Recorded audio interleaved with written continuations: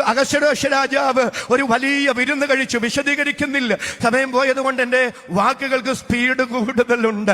അതുകൊണ്ട് ഞാൻ ഓടിച്ചു പറയാ, അവിടെ ഒരു വലിയ വിരുന്ന് കഴിച്ചു. ആ വിരുന്നിനിടയ്ക്ക് അദ്ദേഹത്തിനൊരു തോന്നല്, എൻ്റെ ഭാര്യ എത്ര സുന്ദരിയാണെന്ന് വിരുന്നുകാരൻ അറിയട്ടെ, അതുകൊണ്ട് അവളെ വിളിക്കുക.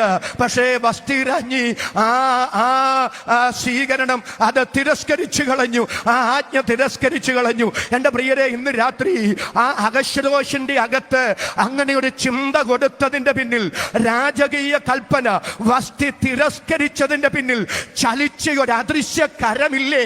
അതല്ലേ ഇന്ന് രാത്രി നാം സ്തോത്രം ചെയ്ത് ആരാധിക്കുന്ന നമ്മുടെ ദൈവത്തിന്റെ കരം. രാജാവ് ഉടനെ തന്റെ പ്രഭുക്കന്മാരോട് ചോദിക്കുകയാണ്, ഞാൻ എന്താ ചെയ്യേണ്ടത്? സത്യത്തിൽ അവര് ആത്മാർത്ഥതയുള്ളവരാണെങ്കിൽ, രാജാവിനോട് പ്രതിബദ്ധതയുള്ളവരാണെങ്കിൽ അദ്ദേഹത്തോട് എന്താ പറയേണ്ടത്? എന്റെ പൊന്നു രാജാവേ, ഇത്രയും പേര് കുടിച്ചു കൂത്താടിയിരിക്കുന്ന സമയത്ത് വിവേകമുള്ള ഏതെങ്കിലും സഹോദരി ഇപ്പൊ വരുമോ? താങ്കൾക്ക് ഇത്രയും വിവേകമതിയായ ഒരു ഭാര്യയെ കിട്ടിയതിൽ നിങ്ങൾ സന്തോഷിക്കണമെന്ന് പറഞ്ഞ് ആ പ്രശ്നം തീർക്കുകയല്ലേ ചെയ്യേണ്ടത്. പക്ഷെ കൂടെയുള്ളവർ ചൊവ്വില്ലാത്തത് കൊണ്ട് ആ കുടുംബം തകർന്നു പോയി.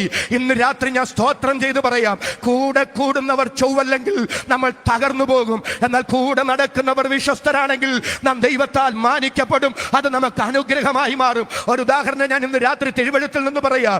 ഈ ആരാം രാജാവിന്റെ സൈന്യാധിപതി നയമാനുണ്ടല്ലോ, കുഷ്ഠരോഗിയാണ്. തന്റെ വീട്ടിലെ ആ ചെറിയ പെൺകുട്ടിയുടെ ആ വിശ്വാസത്തിന്റെ വർത്തമാനം കേട്ട് അദ്ദേഹം സൗഖ്യത്തിനായി പോകുകയാണ്. എലീശ പുറത്ത് വന്ന് സൗഖ്യമാക്കുമെന്നാ വിചാരിച്ച്, പക്ഷെ എലീശ പുറത്ത് വന്നില്ല. യോർദാനിൽ പോയി 7 പ്രാവശ്യം മുങ്ങാൻ പറഞ്ഞു. അവൻ ക്രുദ്ധനായി. അർബാനയും ബർപ്പരും പോലെ തെളിഞ്ഞ വെള്ളമുള്ള എന്റെ നാട്ടിലെ നദിയിൽ എനിക്ക് മുങ്ങരുതോ എന്ന് പറഞ്ഞ് അവൻ ക്രുദ്ധനായി മടങ്ങി പോകുമ്പോ കൂടെ നടന്നവർ ചൊവ്വുള്ളവരായിരുന്നു, കൂടെ നടന്നവർ ആത്മാർത്ഥതയുള്ളവരായിരുന്നു. ആ ഭൃത്യന്മാര് പറയുകയാണ്, എന്റെ പൊന്നജമാനനെ 7 പ്രാവശ്യം മുങ്ങാനല്ലേ പറഞ്ഞുള്ളൂ, മുങ്ങിക്കൂടെ?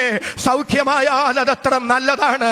ഇന്ന് രാത്രി ഞാൻ വിളിച്ചു പറയാം, ദൈവത്തിന് സ്തോത്രം. എന്റെ കർത്താവേ, എന്നോട് അടുപ്പിക്കേണ്ടുന്നവരെ എന്നോട് അടുപ്പിക്കുകയും എന്നോട് അകറ്റേണ്ടവരെ എന്നോട് അകറ്റുകയും, ദൈവത്തിന് ഹിതമല്ലാത്തതൊന്നും എന്റെ ജീവിതത്തിൽ വന്നു ചേരാതെ വിവേകത്തോടെ ജീവിക്കാൻ എനിക്ക് കൃപ തരണമെന്ന് ആത്മാവിൽ സ്തോത്രം ചെയ്ത് പ്രാർത്ഥിക്കുന്ന എത്ര പേര് ഈ രാത്രി ഗ്രൗണ്ടിൽ വന്നിട്ടുണ്ട്?